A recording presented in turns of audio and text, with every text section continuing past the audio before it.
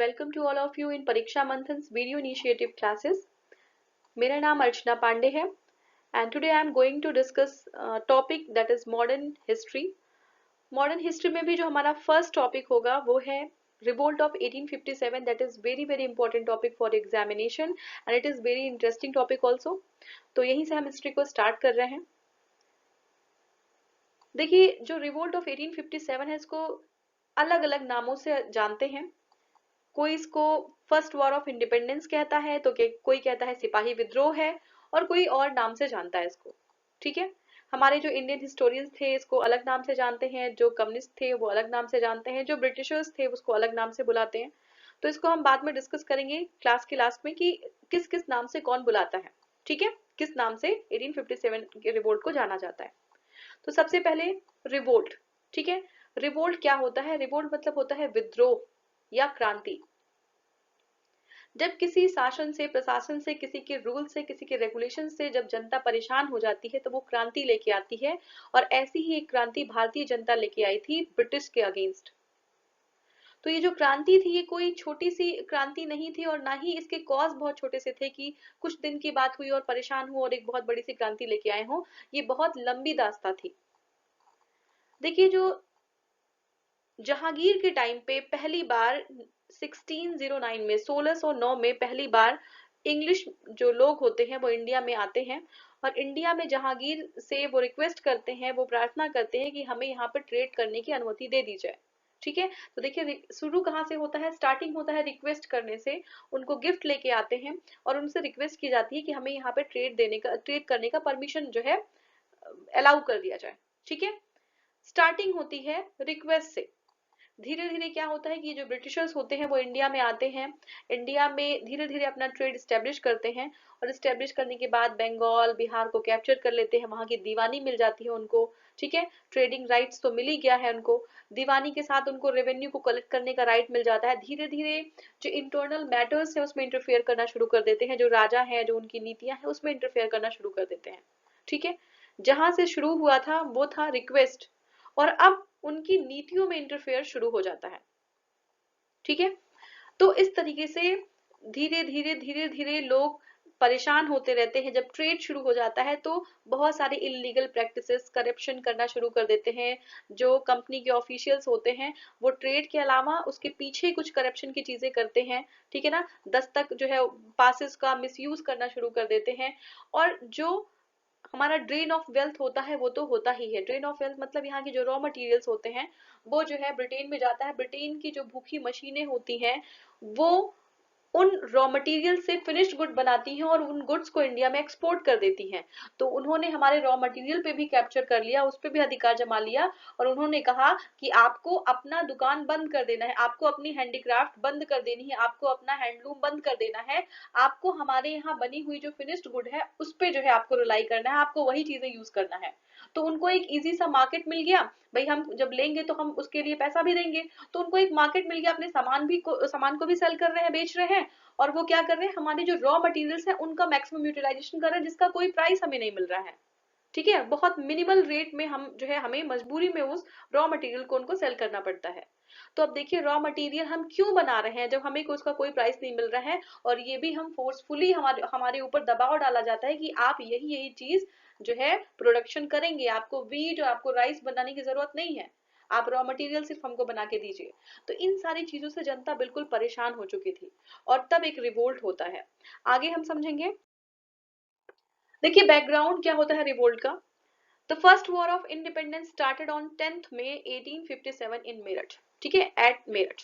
मेरठ में जो है, जो मेरठ यूपी में एक जगह है मेरठ में जो दिल्ली से सिर्फ 58 किलोमीटर दूर है. ठीक है, वहां से रिवोल्ट स्टार्ट होता है 10 मई 1857 को. It was the first major and large scale rebellion against the East India Company. Revolt तो बहुत सारे हुए होते हैं, छोटे छोटे विद्रोह होते हैं, छोटी छोटी क्रांतियां बहुत सारी हुई होती हैं. ठीक है, संथाल रिवोल्ट होता है और जो बहुत सारे पीजेंट्स का बहुत सारा रिवोल्ट हुआ होता है. लेकिन एक ऑर्गेनाइज्ड और एक बड़ा बड़ा रिवोल्ट, ये जो हमारा 1857 का रिवोल्ट होता है उसको हम एक बड़ा लार्ज स्केल रिवोल्ट और रिबेलियन कह सकते हैं. ठीक है, it had a profound effect on the Indian people and also changed the nature of the British rule over the subcontinent. ठीक है। तो हमारा जो सब कॉन्टिनेंट होता है, हमारा जो इंडिया होता है, उसका बहुत बड़ा इम्पैक्ट पड़ता है इस रूल का, क्योंकि जो अभी तक की पॉलिसी थी उसमें कुछ चेंजेस लाते हैं ब्रिटिशर्स। ब्रिटिशर्स जो वहाँ की जो महारानी होती हैं, वो इंडिया में जो है, इंडिया में ये बात पहुंचाई जाती है कि अभी जो रूल चल रहा था वो कंपनी रूल था, और कंपनी रूल की वजह से इतनी सारी प्रॉब्लम्स आप लोग को सामना करना पड़ा। अब कंपनी का जो सारा पावर है कंपनी के हाथों से छीन के अब जो है क्राउन के हाथों में दी जाएगी, और क्राउन के हाथ में पावर आने के बाद क्राउन सब कुछ सही कर देगा। ठीक है। तो फिर जो है एक एक्ट और पास होता है 1858 का, 57 की रिवोल्ट के बाद 58 में जो है और पास किया जाता है, जिसमें कुछ चेंजेस किए जाते हैं। एक्चुअली ये एक जो है एक तरीका होता है कि इंडिया के लोगों को फिर से थोड़ा सा जो है एक छोटा सा, जैसे होता है ना कि जब बच्चे होते हैं तो उनको छोटा सा कुछ ऐसे जो है रिवॉर्ड दे दिया जाता है, और रिवॉर्ड देने के बाद बच्चे खुश हो जाते हैं और वो चीजें भूल जाते हैं। ऐसे ही इंडिया को एक रिवॉर्ड दिया गया था कि ठीक है एक नया एक्ट लाया जा रहा है और उसमें आपको ये बेनिफिट्स होंगे, आपके जो स्वायत्ता है, आपकी आपकी जो सोवरेंटी है उस पे कोई जो है कोई आंख नहीं उठाएगा उस पे। ठीक है। तो ये चीज कही जाती है, लेकिन ऐसा कुछ होता नहीं है। ठीक है। अब होता क्या है कि the revolt is known by several names. अभी हमने बात किया कि इसको हम सिपाही म्यूटिनी भी कहते हैं। सिपाही म्यूटिनी कौन कहता है? हिस्टोरियंस जो होते हैं ब्रिटिशर्स, वो सिपाही म्यूटिनी कहते हैं। इंडियन म्यूटिनी, ग्रेट रिबेलियन, ये जो है इंडियन हिस्टोरियंस कहते हैं। Revolt of 1857, the incursion, the first war of independence, ये जो है बाई जो है आपका विनायक दामोदर सावरकर। ठीक है। तो विनायक दामोदर सावरकर जी कहते हैं इसको the first war of independence. Exam में पूछता है कई बार कि फर्स्ट वॉर ऑफ इंडिपेंडेंस किसने कहा था, तो विनायक दामोदर सावरकर जी ने कहा था। ठीक है। ये हमने देख लिया। अब हम समझेंगे कि जो रिवोल्ट होता है वो मेरठ से स्टार्ट होता है। मेरठ जस्ट दिल्ली के बगल का एक जगह होता है मेरठ, वहां से रिवोल्ट को स्टार्ट किया जाता है।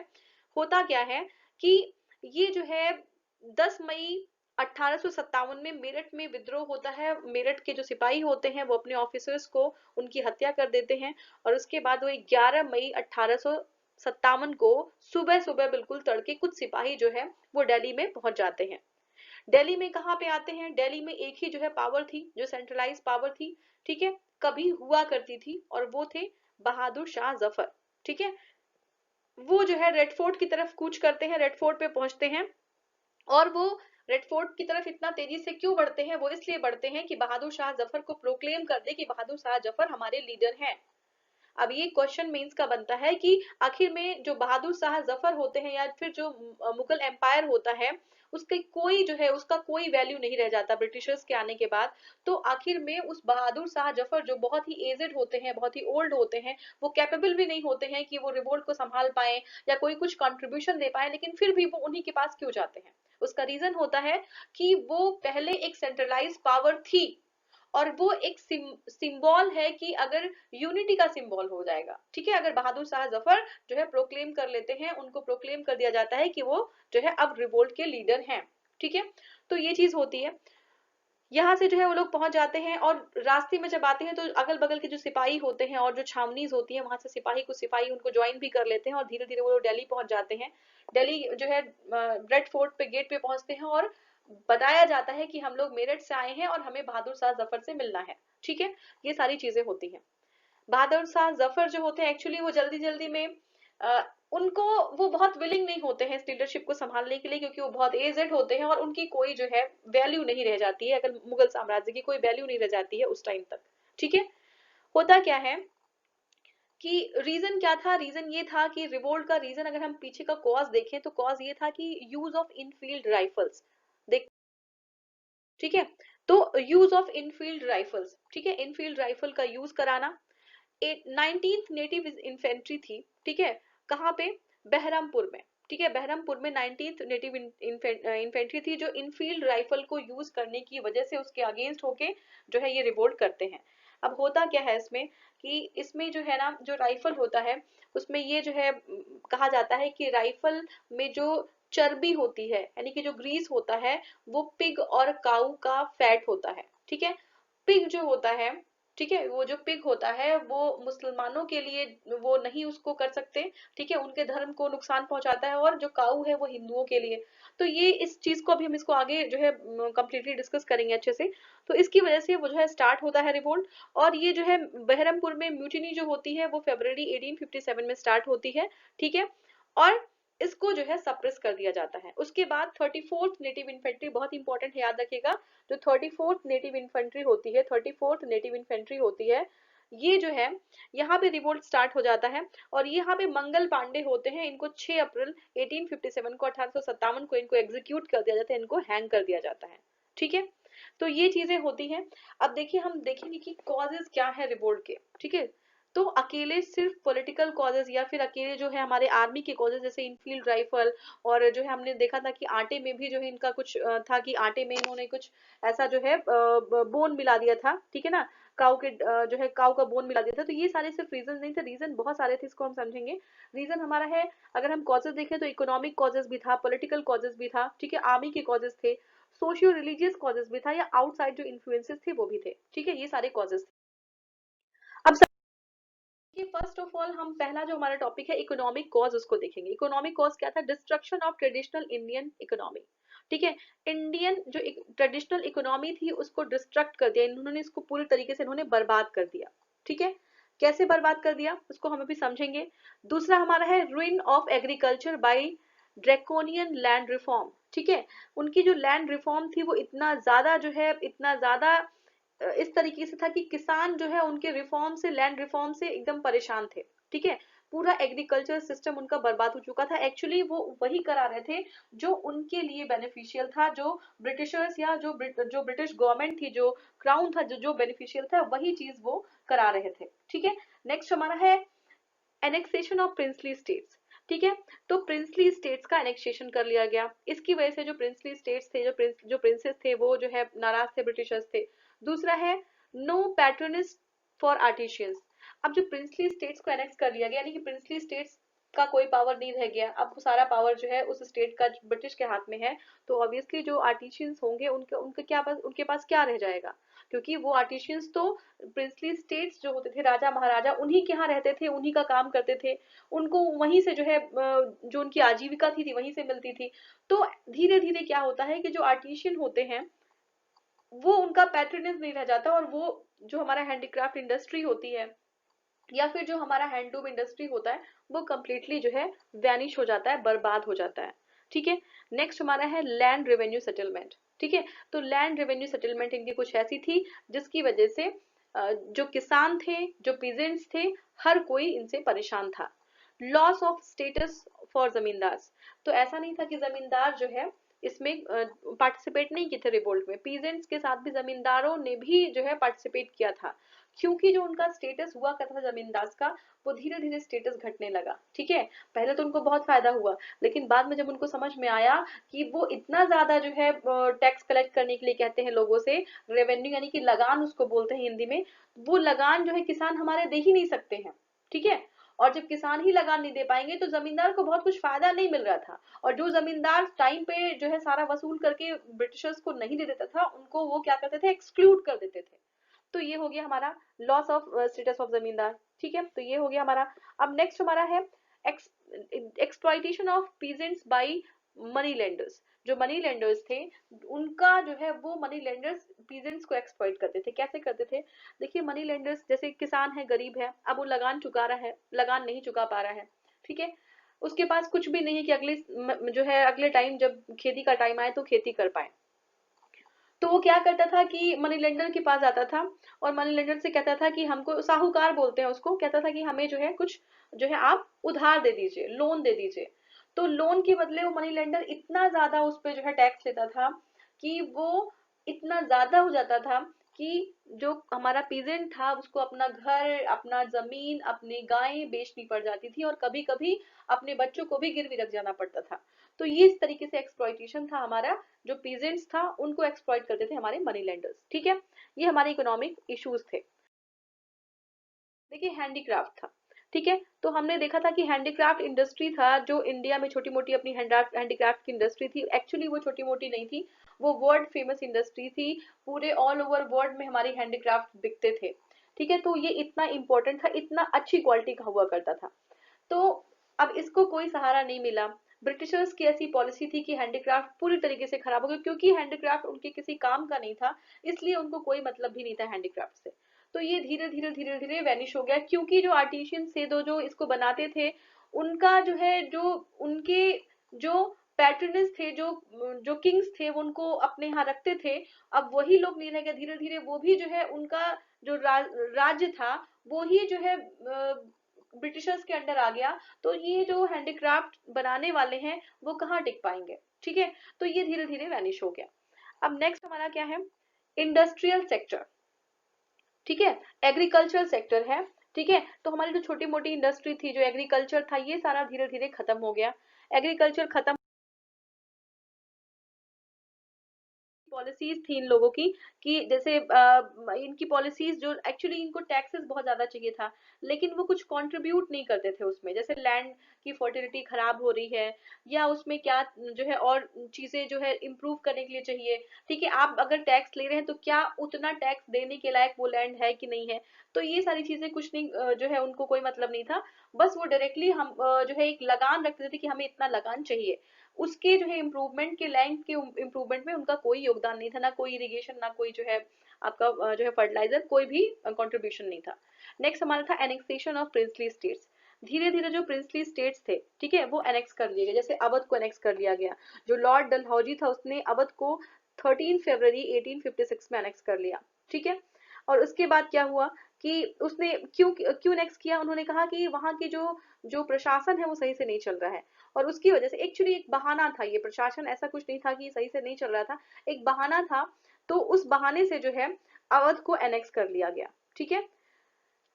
अब यहाँ पे एनेक्सेशन पॉलिसीज थी इनकी, ठीक है, ये हो गया। ऐसे ऐसे धीरे धीरे धीरे धीरे बहुत सारे जो हमारे जो है स्टेट्स थे उनको अनेक्स कर लिया गया, ठीक है। रानी लक्ष्मीबाई हैं, उनकी उनके जो है, अब इनका इनका डॉक्ट्राइन ऑफ लैप्स था एक, अभी हम देखेंगे। डॉक्ट्राइन ऑफ लैप्स में है कि अगर आपकी आपकी अपनी संतान नहीं होती है, अगर आप दत्तक पुत्र होता है, यानी कि आप अगर गोद लेते हैं किसी बच्चे को, तो हम जो है उसको आपका बच्चा, ऐसा नहीं कहेंगे कि वो जो दत्तक पुत्र है वो आपका सही वारिस नहीं है, अगर आपका अपना बच्चा नहीं है तो। और तब इस केस में जो आपका राज्य होगा वो हड़प लिया जाएगा डॉक्ट्रिन ऑफ लैप्स के अंदर, ठीक है। तो ये जो है ऐसे ऐसे करके बहुत सारे स्टेट्स थे, उनको इन लोगों ने हड़प लिया, ठीक है। ये हमारा लैंड रेवेन्यू सिस्टम है, ठीक है। एक है रैयतवारी और एक महलवारी, ठीक है। लैंड रेवेन्यू सिस्टम था, ठीक है। जो हमारा जमीन लॉस था, ठीक है, लॉस ऑफ स्टेटस ऑफ जमींदार, जमींदार का जो स्टेटस है वो भी धीरे धीरे कम होता था। अभी हम देखेंगे कि कुछ लोग तो जो थे, ठीक है, जैसे जमींदार हो गए, पीजेंट हो गए, इन सारे लोगों ने जो है कंट्रीब्यूट किया। किसमें कंट्रीब्यूट किया, कंट्रीब्यूट किया 1857 के रिवोल्ट में। जैसे जमींदार ने भी किया, पीजेंट्स ने भी किया, जो जो फैक्ट्री वर्कर्स थे उन लोगों ने भी किया, आम जनता ने भी किया। क्यों किया, क्योंकि एक्चुअली जमींदार का जो स्टेटस था वो भी धीरे धीरे डाउन हो रहा था। एक्चुअली जमींदार जो है, कहीं ना कहीं जो जमींदार गांवों में रहते थे वो लोगों से अटैच थे, ठीक है, वो उनके सेंटिमेंट्स को समझते थे। तो अगर वो उतना टैक्स कलेक्ट नहीं कर पाते थे, उतना लगान वो कलेक्ट नहीं कर पाते थे, तो उनको एक्सक्लूड कर दिया जाता था।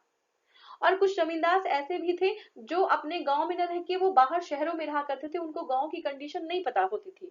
तो उनके जो लठैत होते थे, उसको लठैत बोलते हैं, जो लाठी लेके चलते थे, वो क्या करते थे, लोगों को डरा के, धमका के, मार के, पीट के, जो हमारे किसान थे उनसे जो है मैक्सिमम लगान वसूल करते थे। तो ये सिचुएशन थी। लेकिन धीरे धीरे जो लैंडलॉर्ड्स थे, जमींदार थे, उनका स्टेटस धीरे धीरे डाउन होता गया, इसलिए वो भी जो है बिल्कुल क्षुब्ध हो गए, बिल्कुल परेशान हो गए अंग्रेजों से, और उन्होंने रिवोल्ट कर दिया, ठीक है। है एक्सप्लॉइटेशन ऑफ पीजेंट्स। पीजेंट्स को भरपूर तरीके से एक्सप्लॉइट किया जाता था। कैसे, पीजेंट्स को कहा जाता था कि आप जो है, जो आपके जो क्रॉप्स हैं उनको आप मत लगाइए, आप वीट को, आप राइस को मत लगाइए ज्यादा, आप सिर्फ जो है हमारे लिए रॉ मटेरियल का जो है व्यवस्था करिए। रॉ मटेरियल क्या, जैसे आपके कॉटन हो गए, आपके इंडिगो हो गया, तो इसके लिए उनको फोर्स करते थे, ठीक है। तो हमारे देखिए जमीन, जो हमारे किसान है उनकी स्थिति देखिए, किसान बिल्कुल दुबला पतला, ठीक है ना, क्योंकि ऐसी कंडीशन हो जाती थी कि हमारा जो लैंड है उसके जो है लैंड की देखभाल नहीं की जाती थी। अब इंडिगो जिस लैंड में आपने लगा दिया, इंडिगो एक्चुअली एक नील होता था जिससे पहले कलर्स कपड़ों को डाई किया जाता था, पहले बहुत कलर्स नहीं, सिंथेटिक कलर्स नहीं थे, तो ये जो है जो जब कपड़े ये लोग बनाते थे अपने यहाँ मशीन्स में तो उसी नील से डाई करते थे, तो ये कलर्स की डिमांड करते थे इंडिगो की। और इंडिगो जब जमीन पे लगाने के बाद वो जमीन की जो फर्टिलिटी थी वो बिल्कुल डाउन हो जाती थी, बहुत कम हो जाती थी। तो ये प्रॉब्लम्स थी जो एक्सप्लॉइट करते थे ये हमारे पीजेंट्स को। ठीक है, देखेंगे हम। ये तो हमारे इकोनॉमिक जो है हो गए क्या, एक बार हम समराइज करेंगे इकोनॉमिक कॉजेस क्या थे। Economic exploitation, drain of wealth. Drain of wealth कैसे, यहाँ पे जो है यहाँ के रॉ मटेरियल्स को लेके जा रहे हैं और वहां से फिनिश्ड गुड को बेच रहे हैं। ठीक है, अपने गुड्स पे उनका कोई जो है टैरिफ और टैक्स नहीं, बिल्कुल जीरो या बहुत मिनिमम पे भेजते थे। लेकिन हमारे यहाँ जो चीजें थी उस पे बहुत हाई टैक्स होता था। जैसे हमारे यहाँ थोड़ी बहुत इंडस्ट्री जो भी बची खुची थी, जो हैंडीक्राफ्ट थे या फिर जो कॉटन के कपड़े थे, अगर वो सेल करना हम चाहें, एक्सपोर्ट करना चाहें, तो उस पे जो है बहुत 500 गुना वो जो है उस पे टैक्स हुआ करता था। तो हमारी चीजें अगर 5 रुपए की हैं तो वहां जाते जाते वो 500 की हो जाती थी। तो उसको मतलब क्या है, इसको जो है डिस्करेज करना है कि वो कोई खरीदे ना। ठीक है ना, तो ये हो गया इस तरीके का। लेकिन उनकी चीजों पे जो टैरिफ होते थे वो बहुत कम होते थे, जिसकी वजह से उनकी चीजें इंडिया में सस्ती बिकती थी। ठीक है, तो ये जो हमारे कुछ इश्यूज थे। फिर क्या है, decay of the cottage industry and handicraft अभी हमने देखा। नेक्स्ट हमारा था ग्रोइंग अनएम्प्लॉयमेंट। अनएम्प्लॉयमेंट भाई, जो हमारे आर्टिशियंस थे उनके जो पैटर्निस जिनको जो उनको दे रहे थे, जो राजा महाराजा थे, उनको एक्सक्लूड कर दिया गया, तो वो अनएम्प्लॉयड हो गए। ठीक है, दूसरा क्या था, inhuman treatment to indigo cultivators. ठीक है, 3 कठिया प्रणाली सिस्टम था वहां पे, इनह्यूमन कंडीशन था। आपको मतलब नहीं है कि किसान मर रहे हैं, फेमीन आ रही है, ड्रॉट हो रहा है, कोई मतलब नहीं है, सूखा पड़ रहा है, उनको कोई मतलब नहीं होता, उनको सिर्फ लगान चाहिए होता था। तो इनह्यूमन कंडीशंस थी। फिर है पावर्टी और फेमिन, है ना, एब्जेक्ट पॉवर्टी थी, बहुत ज्यादा पॉवर्टी थी, फेमिन था। फिर है इकोनॉमिक डिक्लाइन ऑफ पीजेंट्री। ठीक है, इकोनॉमिक डिक्लाइन ऑफ पीजेंट्री। ठीक है, तो पीजेंट्री जो थे वो धीरे धीरे धीरे धीरे बिल्कुल अपने चरम सीमा पे आ गए थे, उनकी गरीबी बिल्कुल जो है सारी हदें पार कर चुकी थी। फिर आप क्या है, डिक्लाइन ऑफ लैंडेड एरिस्टोक्रेसी, जो हमारे जमींदार थे, ठीक है, उनका जो है उनका जो स्टेटस था वो धीरे धीरे डाउन होता चला गया। तो ये इकोनॉमिक इश्यूज थे। ठीक है, ये हो गया हमारा। नेक्स्ट हमारा है जो आपकी पॉलिटिकल इश्यूज क्या क्या थे। ठीक है, पॉलिटिकल इश्यूज को समझेंगे हम। तो देखिए इसमें पहला हमारा है aggressive policy of subsidy alliance. ठीक है, सब्सिडरी अलायंस की एग्रेसिव पॉलिसीज थी। क्या थी सब्सिडरी अलायंस, अभी हम यहाँ पे भी इसको डिटेल में समझेंगे। दूसरा हमारा है डॉक्ट्राइन ऑफ लैब्स। ठीक है, डॉक्ट्राइन ऑफ लैब्स किसने कौन लाया था, डलहौजी ने, अभी हमने डिस्कस किया था, लेकिन इसको अभी हमें डिटेल में हमें देखना है। ठीक है, फिर हमारा है रैम्पेंट करप्शन। करप्शन बहुत ज्यादा था। ठीक है, मतलब अंडर द टेबल चीजें होती थी। दूसरा क्या है, exploitation specially at the lower level of administration. ठीक है, नेक्स्ट हमारा है extension of native Indian states. ठीक है, नेटिव इंडियन स्टेट्स थे उनको एक्सक्लूड कर दिया गया था। और फिर हमारा लास्ट है ill treatment to Bahadur Shah Zafar या बहादुर शाह सेकेंड, यानी बहादुर शाह जो जफर थे उनको जब बुरी तरीके से ट्रीट किया जाता था, इन मतलब जैसे मान लीजिए क्या हुआ कि उनके जो टाइटल्स थे, जैसे एम्परर थे इंडिया के, तो वो जो टाइटल थे, जो सम्राट वही सब टाइटल लगता है ना, तो ये जो टाइटल लगता था वो टाइटल हटा दिया गया इनके द्वारा। और इनको कह दिया गया कि बहादुर शाह के बाद जो इनके बच्चे वगैरह हैं वो रेड फोर्ट में अब नहीं रहेंगे। तो ये बहुत ही जो है इनके लिए बहुत ही मतलब इस तरीके की बात थी कि इनको बहुत बुरी तरीके से इंसल्ट किया जा रहा था, जिसकी वजह से जो मुस्लिम्स थे उनके सेंटीमेंट बहुत ज्यादा हर्ट हुए। ठीक है, तो ये हमारा पॉलिटिकल इशू। हम देखेंगे इसमें सब्सिडरी अलायंस क्या था। ठीक है, तो सब्सिडरी अलायंस सिस्टम है non intervention policy used by the Lord Wellesley who was the governor general. ठीक है, तो इनका टाइम था 1798 से 1805, ये लॉर्ड वेलेस्ली थे, इन्होंने सब्सिडरी अलायंस लेके ये आए थे। इन्होंने कहा कि कोई हम इंटरवेंशन, कोई इंटरफेयर नहीं करेंगे, आपकी जो है जो भी पॉलिसीज हैं हम इंटरफेयर नहीं करेंगे। क्या करते थे इस सिस्टम में कि ये इन्होंने कहा कि जो भी स्टेट अगर सब्सिडरी अलायंस को एक्सेप्ट करता है उसको जो है ब्रिटिश आर्मी अपने अपने खर्चे पे रखनी पड़ेगी। जैसे मान लीजिए कि ए कोई किंग है और वो सब्सिडरी अलायंस एक्सेप्ट कर लेता है, तो उसको जो है अपने खर्चे पे इनकी आर्मी को अपने यहाँ रखना पड़ेगा। ठीक है, उसका भत्ता, उसका रहना, सब कुछ वो राजा करेगा। उसके बदले में British would protect them from their enemies. ठीक है, अब उनकी एनिमीज कौन है, जब उनको कोई ट्रिटी, कोई कुछ करने का अधिकार नहीं है, किसी दूसरे के राज्य के साथ बिना अनुमति के ना कोई जो है वो अलायंस कर सकते हैं, ना कोई युद्ध कर सकते हैं, तो उनका ट्रिटी, उनका एनिमी कौन बचता है, तो ये सब चीजें ऐसी थी जो फोर्सफुली कराई जा रही थी, ऐसा कोई एनिमी नहीं था उनका, इनके ही इशारे पे सारी चीजें हो रही थी। एक पॉलिसी थी कि हम आपको जो है आपको हम प्रोटेक्ट करेंगे, उसके बदले आप हमारी सेना रख लीजिए। मतलब क्या है कि देखिए, ये था कि इनका विदाउट जो है आपको एक्सपेंसेस, इनको अपनी सेना राजाओं के यहाँ रखवा देते थे ताकि इनको उसका बर्डन जो है, एक्सपेंस का बर्डन ना झेलना पड़े। ठीक है, इनकी एक पॉलिसी थी। तो इसकी वजह से जो है ब्रिटिश जो एम्पायर था बहुत तेजी से एक्सपेंड कर गया जो सब्सिडरी अलायंस था। ठीक है, सब्सिडरी अलायंस की वजह से। और लॉर्ड वेलेस्ली को देख लीजिए, लॉर्ड वेलेस्ली जो है यही जो है प्रणेता थे सब्सिडरी अलायंस के। नेक्स्ट हमारा है डॉक्ट्राइन ऑफ लैप्स। क्या है डॉक्ट्राइन ऑफ लैप्स? देखिए, डॉक्ट्राइन ऑफ लैप्स में these policies were adopted to control all the authority of state and make it British dominion state. ठीक है, सारी जो पॉलिसी थी उनकी, सारी जो अथॉरिटी थी उसको कंट्रोल कर लेना था और कंट्रोल करके उसको ब्रिटिश डोमिनियन के अंदर ले आना। ये जो है आपका डॉक्ट्राइन ऑफ लैप्स है, जो लॉर्ड डलहौजी लेके आया था। कौन लेके आया था? लॉर्ड डलहौजी। तो ये डलहौजी की पूरी पॉलिसी थी, ये डलहौजी है। ठीक है, द मेन इसका जो जो आपका हम देखें सबसे डॉक्ट्रिन ऑफ लैप्स को, तो इसमें क्या था कि जो इंडियन स्टेट हैं उनके रूलर्स, अगर उनके अपने कोई हेयर मतलब होता है उनका अगर कोई संतान नहीं होगा तो जो है उस राज्य को हड़प लिया जाएगा, यानी कि ब्रिटिश डोमिनियन के अंदर उसको ला दिया जाएगा। ये है आपका डॉक्ट्रिन ऑफ लैप्स। इसके द्वारा बहुत सारे स्टेट्स जैसे सतारा है, नागपुर है, उदयपुर है, जयपुर है, ठीक है, संबलपुर है, इन सबको जो है अंदर ला दिया गया।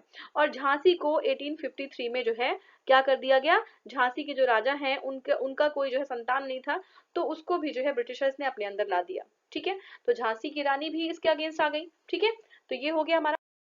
नेक्स्ट क्या था कि extension of the native states, वही हम लोग डिस्कस कर रहे थे कि जो झांसी की रानी थी है ना, जयपुर, झांसी, संबलपुर, नागपुर, सतारा, ये सारा जो है डॉक्ट्राइन ऑफ लैप्स के अंदर उसको जो है क्या कर दिया गया, उसको हड़प लिया गया। ठीक है, तो इसकी वजह से जो है जो नेटिव स्टेट जैसे बहादुर शाह है, बहादुर शाह को रिस्पेक्ट नहीं दिया गया। हमने अभी डिस्कस किया था कि बहादुर शाह को इल ट्रीटमेंट दिया गया था। साथ में जो नेटिव स्टेट्स थे, बहादुर शाह तो एम्परर थे, नेटिव स्टेट्स जो थे यानी कि जो छोटे छोटे जैसे नाना साहब थे, तो नाना साहब को रिकॉग्नाइज नहीं कर रहे थे ये लोग, रानी लक्ष्मीबाई के राज्यों को हड़प रहे थे। तो इसकी वजह से जो नेटिव स्टेट थे उनका एक्सटेंशन किया जा रहा था, जिसकी वजह से जो राजा महाराजा, जो रानी थी, जो राजकुमार थे, वो जो है क्या थे, वो एग्रेसिव थे अगेंस्ट ब्रिटिश। ठीक है, तो ये चीज हो गई। हमारा है क्या, ill treatment to Bahadur Shah. अभी हमने जस्ट डिस्कस किया कि बहादुर शाह जो हमारे जो मुस्लिम थे उनके सेंटिमेंट्स हर्ट हो रहे थे, क्योंकि जो बहादुर शाह थे ना, Mughal ruler was under the protection of the company. Lord Dalhousie announce the rulers, जो रूलर की जो विडोज थी, ठीक है, Zeenat Mahal and successor can not use the red fort as palace. ठीक है, जो जीनत महल थी उनकी जो है पत्नी थी, और उनके बच्चे जो हैं वो अब जो है रेड फोर्ट को यूज नहीं कर पाएंगे। तो ये सारी चीजें थी। ठीक है, तो ये हमारा हो गया आपका ये जो डॉक्टर जो इनकी पॉलिसीज थी। ठीक है ना, अब हम आर्मी जो है, कुछ जो हमारे जो मिलिट्री के जो कॉजेस थे उसको हम देखेंगे। जैसे हमारा हो गया कि restriction on wearing the caste specific clothing and items like turban. ठीक है, टर्बन हो गया, या फिर कोई रक्षा सूत्र बांधता है, या फिर कुछ और भी बहुत सारी चीजें होती हैं जो हमारे जो है रिलीजियस सिंबल होते हैं, उसको यूज करना जो है ये लोग ने प्रोहिबिट कर दिया, मना कर दिया। Force to travel overseas which was forbidden in Hindu tradition. ठीक है, तो ओवरसीज यानी कि समुद्र पार करके आप जो है मजबूर कर दिया कि आपको समुद्र पार करके जाना, क्योंकि इनके वॉर्स हुआ करते थे। तो इन्होंने जो है ओशंस को पार करा दिया लोगों को, जो हिंदू धर्म में जो है मना था। हिंदू धर्म में कहा था कि अगर आप समुद्र को पार कर लिए तो आपने अपना धर्म भ्रष्ट कर दिया। ठीक है, इसको अभी हम डिस्कस करेंगे डिटेल में। फिर नेक्स्ट हमारा है अनइक्वल पे फॉर द इंडियन सिपाही। ठीक है, इंडियन सिपाही के लिए अनइक्वल पेमेंट उन्होंने कर दिया, यानी कि जो पेमेंट था वो अनइक्वल था। जो ब्रिटिशर्स थे उसी जो है काफी टाइम से, अगर सीनियर भी हैं, जो इंडियन है वो काफी टाइम से जॉब कर रहे हैं, तो भी उनकी जो हाईएस्ट जो है पोस्ट थी वो सूबेदार की थी, उसके ऊपर वो नहीं बढ़ सकते थे। उनकी सैलरी मच मच जो है लोअर होती थी इन कंपैरिजन टू जो ब्रिटिश जो आपके सिपाहीज होते थे। ये चीज थी। Racial discrimination and subordination. ठीक है, रेशियल मतलब जो गोरे और जो है काले का भेदभाव। ठीक है ना, ये चीज होता था। उनको लगता था कि वो व्हाइट है तो वो सुपीरियर है, उनका जो है जीन सुपीरियर है, वो सिर्फ जो है राज करने के लिए बने हुए हैं, और जो है यहाँ के जो लोग हैं वो ब्लैक कलर के हैं, स्किन के हैं, तो उनको जो है उनके ऊपर राज करना है। ठीक है, ये चीज थी। फिर है newly introduced Enfield rifle had beaten fat, उनके जो कोटिंग थी वो फैट की बनी थी, बीफ की जो है बीफ फैट की बनी थी इसकी कोटिंग। तो इसको अभी हम डिस्कस करेंगे नेक्स्ट वीडियो में। Thank you so much for watching, thank you.